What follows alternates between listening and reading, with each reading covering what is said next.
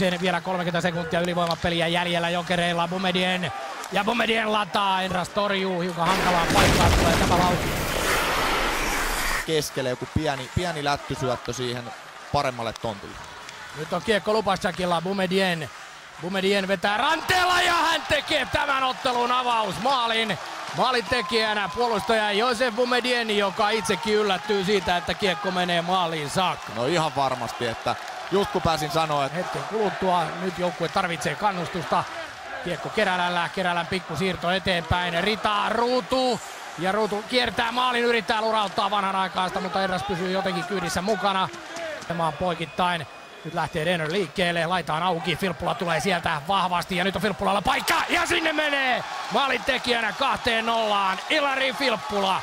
Se oli yllättävää helpolla nyt IFK:n puolustussäpäleinä. Kyllä, toi trappipeli kyllä aukesi nyt turhaan helposti tuolta Redenbahin puolelta vielä, mutta kyllä täytyy sanoa, että Filppula laittaa kyllä aika loistavan tarkan vedon tuosta ranteella nopeasti. Jokereilla 3-1 menossa, kiekko on Lahdella.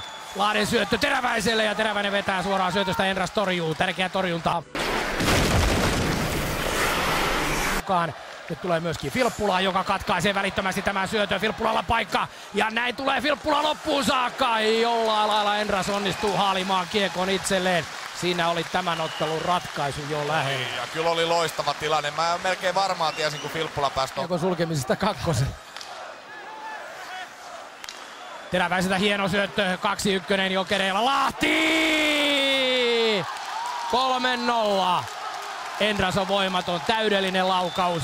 Janne Lahden 13 ottelun kuiva kausi päättyy oivalliseen hetkeen. Ja aika hienolla osumalla vielä, että aivan täydellinen lämäri noin läheltä. Terävä ylös, ei Enras voinut tilanteelle mitään. Mikä tuossa oli hienoa, niin kun nyt nähdään tästä 2-1 kun muodostuu. Paikalla halli on loppuun myyty. Se ei ole uutinen kenellekään. Kiekon ottaa Granlund. Granlundia vastassa Heino.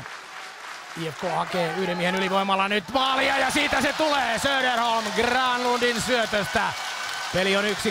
Aikaa 3:05 jäljellä. Oli kyllä loistava syöttö. Söderholm ajoi kyllä hienosti sisään, mutta huomattiin siinä,